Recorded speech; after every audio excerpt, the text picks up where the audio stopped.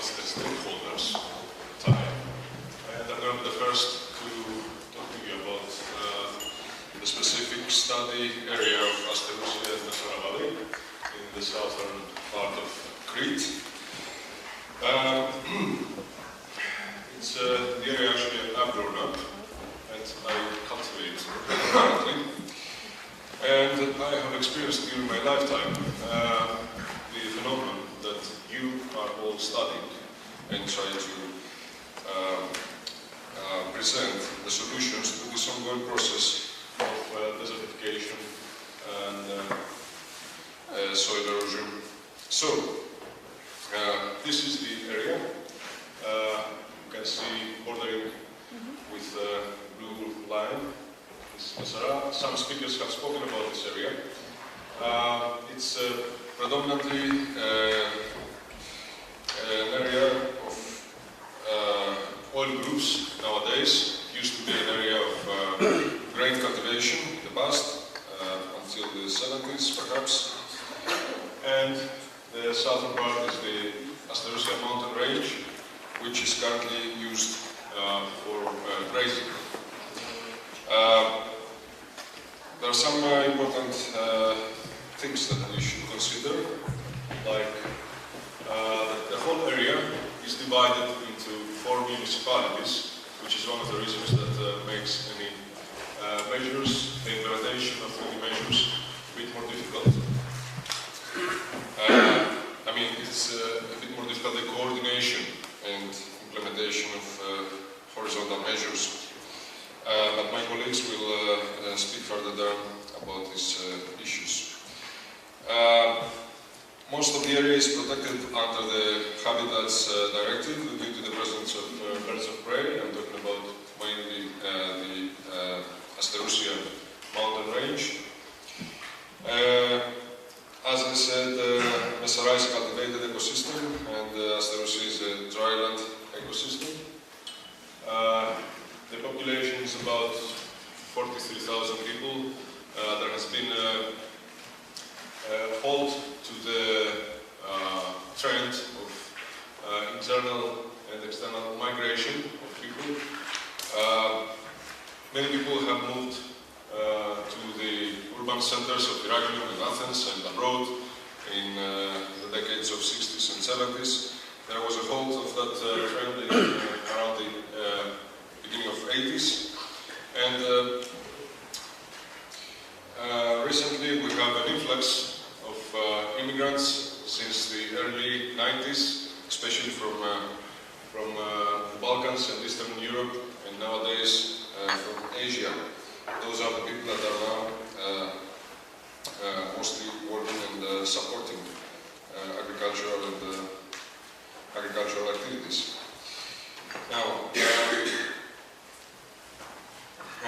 another important element is that the population in both areas is aging fast, particularly in Stylianou, and the unemployment is extremely high, at about 22% currently. Let's see.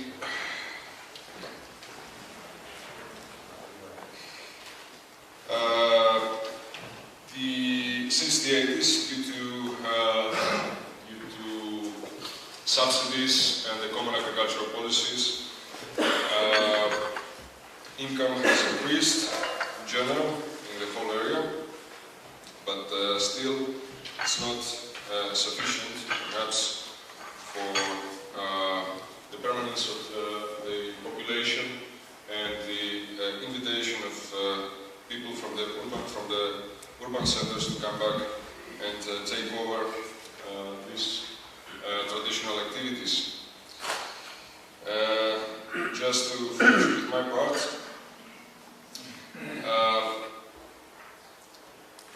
I should highlight that in Greece we lack an official land registry. So the ownership and management takes place mostly under customary law and informal arrangements. And in addition to basic administrative difficulties, this lack of registry has made the transition to the single farm permit very difficult, particularly for extensive grazing in the rangelands. Now,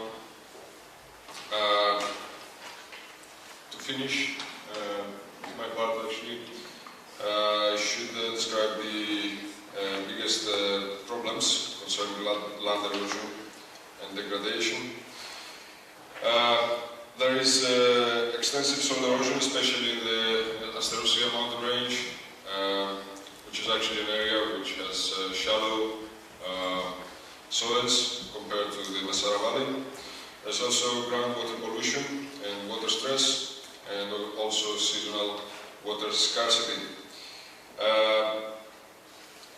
In fact, recent scientific findings have shown that the western part of the Psaras Valley is one of the two areas of Crete that are under severe water stress and pollution, or within brackets, due to the process of salinization. There's extensive groundwater pumping. The aquifers have been depleted, and now we are in the process of salinization. And that occurs also because the western part of the Psaras Valley has been developed on the tourism sector, and there is a huge competition for water use, especially in the summer months. In the Stylianou mountains, the water stress is less compared to Psaras. Now, my colleague Eugenia will come and analyze further. Psaras will analyze further these findings. Dear friends, hello. I tell you some things which are written, some which are not written. So, I try to read because I don't want to miss anything, and I try to stay in the time. In the last 40 years, the local programs, they have been pursued by individuals with very limited example of collective actions. After the Second War, the living began to rise in the cities. Greece as a whole saw a great rural exodus pursuing new opportunities in construction and services real estate. The exodus were supported by various central policies directly on supporting private investment in northern Crete for tourism, transport, accommodation, services, in order to increase foreign exchange. The policy, it had the same, the agriculture policy even had the same direction. As the price of grain fell and cheaper grain was brought to Crete, it was becoming increasingly uneconomic to cultivate in the Psaras, until the introduction of agricultural subsides. Subsides provided additional income, raised the agricultural standards of Crete, but were also used to invest in machinery, greenhouses, and water extraction. In this general context, in Psaras Valley, the planting of olives began in the 70s, but continued with greater pace after the entry of the EU.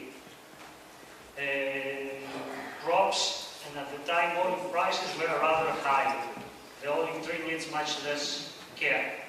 But new growing practices were introduced, such as watering the olive trees and using synthetic fertilizers, and an intensive cultivation as greenhouses. In the Stylianou mountains, the introduction of subsides in the 80s is also defining future, as perhaps for the first time in history, the shepherd had cash to spend. Down, but the number of animals to spend. Population decline slowed down, but the number of animals increased gradually, doubled, and income rose accordingly.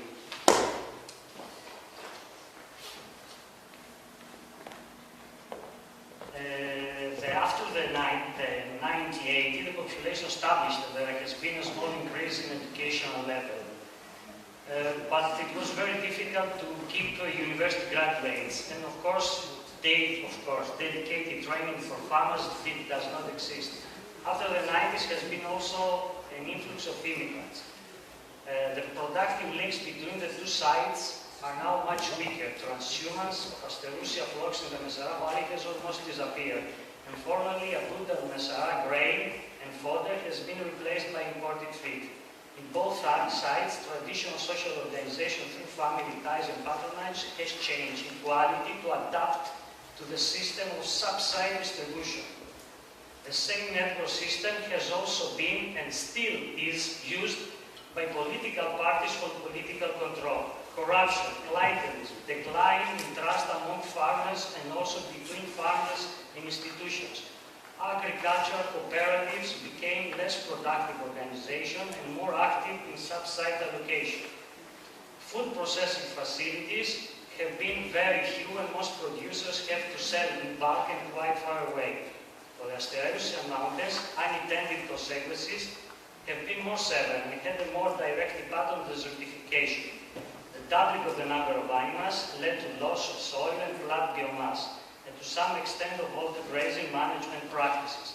In addition, this is really incredible that you listen, all the standard breeds of sheep were replaced by imported, more productive French or German breeds, but which become very strained in the extreme heat and wind of Asterousia mountains.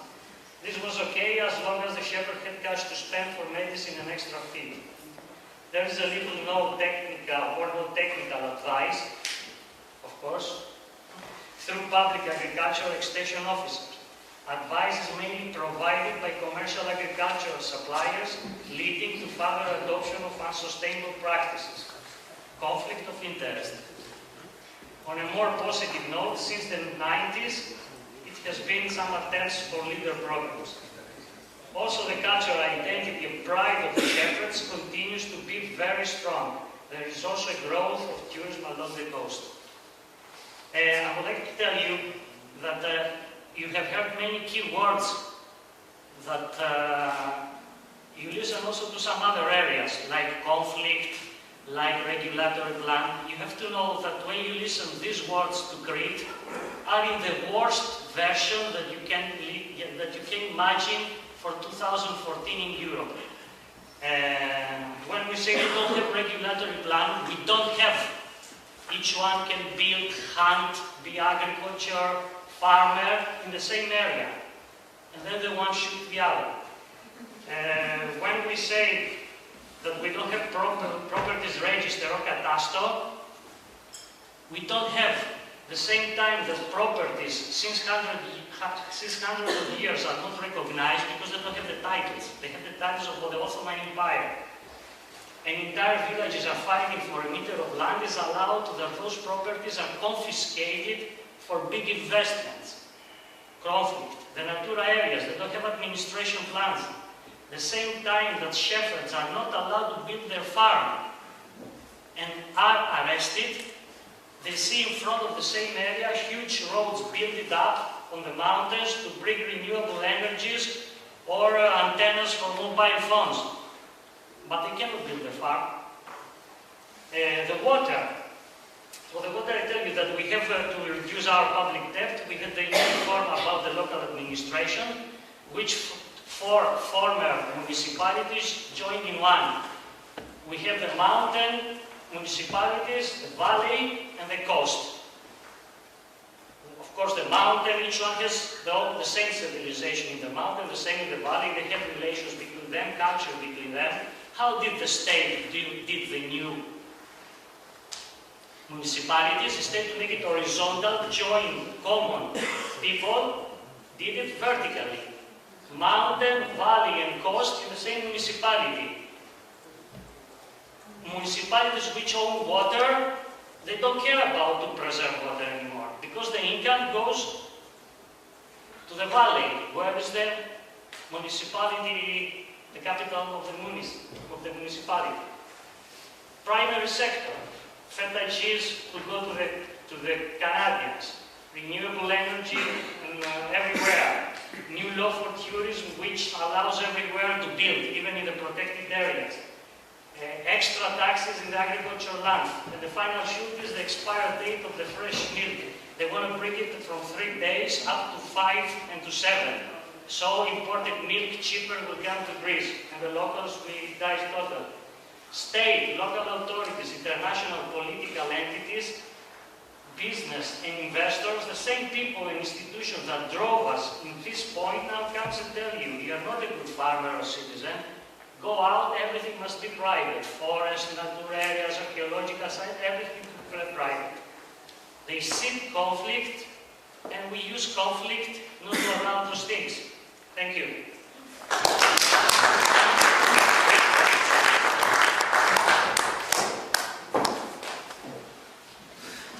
Now I am obliged to keep my time, but I will not. You have 5 minutes left. 5 minutes. Okay, bye-bye.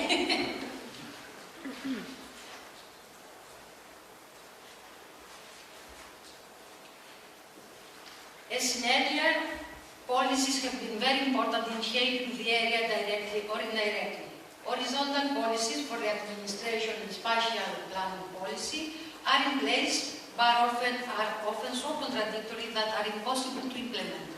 Also, administrative policy for local and regional governments is chronically underfunded, so the administration cannot respond to demands of other sectoral policies. The administration is also under severe pressure from political supervisors, mayors, regional government, and has very little degree of autonomy or independence. It is often the case that political supervisors prevent even the most basic administrative actions, so there is a minimal effort from the administration to perform checks, inspections in any policy, and no penalties if they are not carried out. Policy instruments for information and transparency are very few. You have heard about this. Development policies, agricultural and regional tourism, more effective in achieving state objectives, such as income support and regional growth.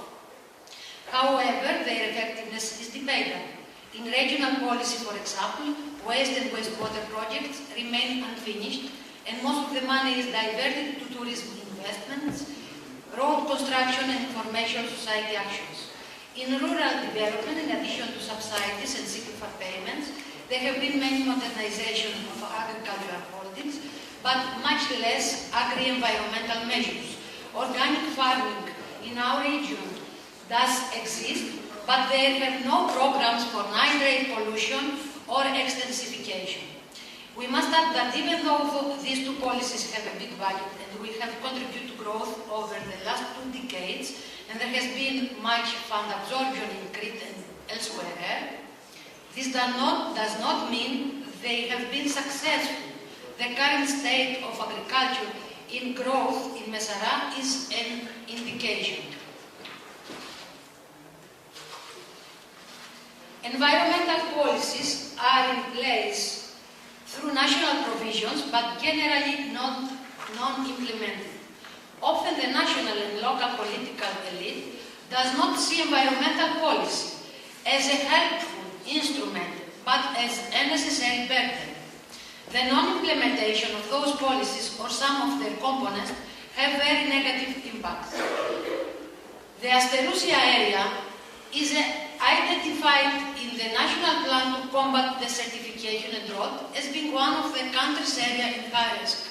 However, no specific measures, programs have been implemented. There was the priority. We can see some of those in detail. In spatial planning, the law foresees strategic guidance at the national and regional level, but actual binding land use regulations have to be adopted at the level of the municipality.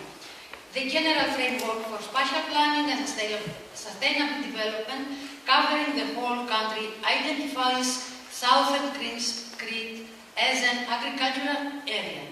However, the sectoral frameworks, tourism or renewable sources of energy, have a different view. These frameworks are in conflict between them and are also in conflict with the regional framework for spatial planning, identifies Psaras and Asterousia as an area with significant ecological, natural and cultural capital. The above are strategic guidance to be implemented through local land use regulations, general town plans. However, only a very small fraction of the study site territory is covered. As a result, licensing is done on an ad hoc basis, interpreting regional framework as non-binding. Practically everything is permitted. There is a lack of political will to undertake and enforce spatial planning. Again, the regional development policy supports land use change, but the lack of any containment through spatial planning undermines all environmental issues. There is soil sealing, soil erosion through public works, pressure on natural resources, water use and wastewater. Weak link between spatial planning and rural development policy, despite the agricultural sector's importance. Available instruments are not applied, such as a characterization of highly productive land, which would limit possible land uses. The situation is similar in water policy. There is law on administrative procedures for water use and management of water in catchment areas. Management plans have not been prepared, but there have been thousands of licenses for groundwater extraction. There is another law, recently law, on protection and management of inland surface waters and groundwater, correspond to the Water Framework Directive, but implementation did not begin until 2009. So there have been water monitoring programs and facilities. There have also been an unspecified amount of water use licenses for surface and groundwater. The regional government recently attempted to make a census.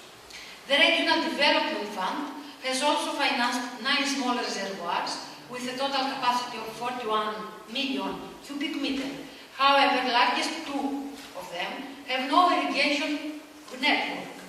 Recently, there was a ban on new groundwater drilling, covering approximately 43% of Psaras. And there are many available instruments that remain non-implemented. Water management plans, local or regional, were prepared in early 2000, never adopted.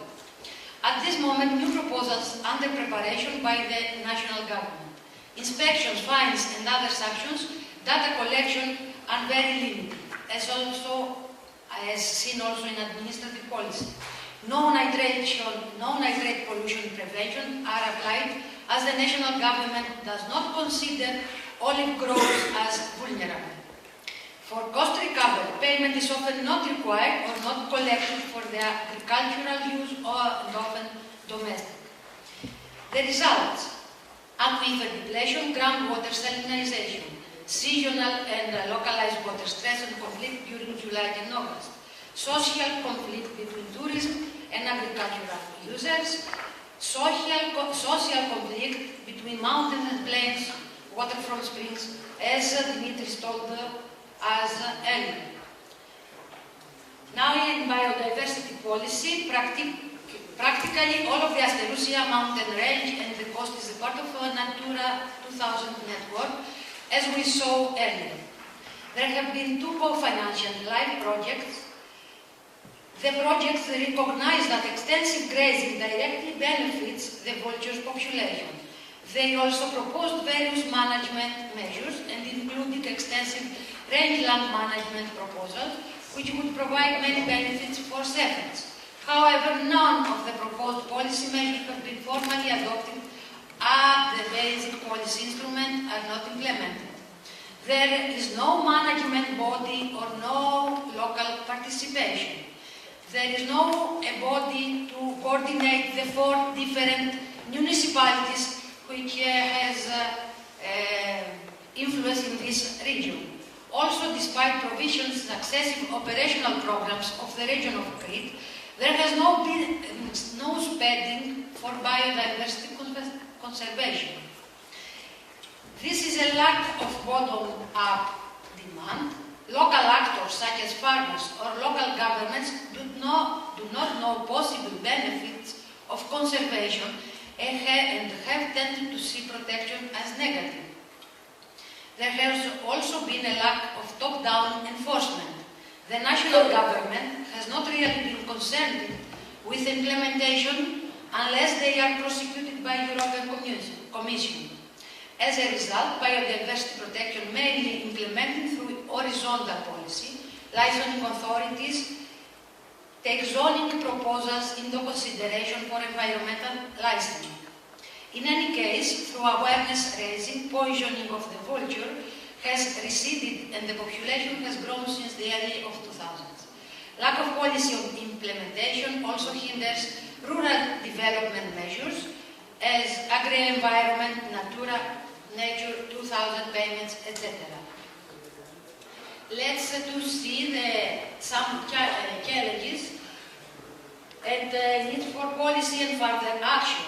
CAP reforms still problematic. Single farm payment, cross-compliance and rural development policy measures. Public financial crisis, administrative constraints, budget cuts, taxation. Private finance crisis, limited amount for investment or even day-to-day operation, particularly for husbandry. Political crisis, legitimacy of institutions and political personnel. Possible replacement. Out-migration. We have a brain drain, youth brain. Return to rural areas is a question. Environmental crisis. Carrying capacity is an unknown meaning to our region. Water conflicts escalated. Export-led growth, connection with tourism. Actions. Not necessarily new politics. Implementation, enforcement, and evaluation. Indicators for quality of life. Accurate indicators. Technical support, applicable science, skills, agricultural extension services. We need data, but we need access to data. Collective action for commercial purposes, firstly, and then for environmental. Agri-environment simplification. We have a very bureaucratic environment. Terraces planting, selective grazing in Psaras, rangeland management. Management plans, spatial, water, biodiversity, rangelands with regulatory force. Not only in the papers, not only in the laws.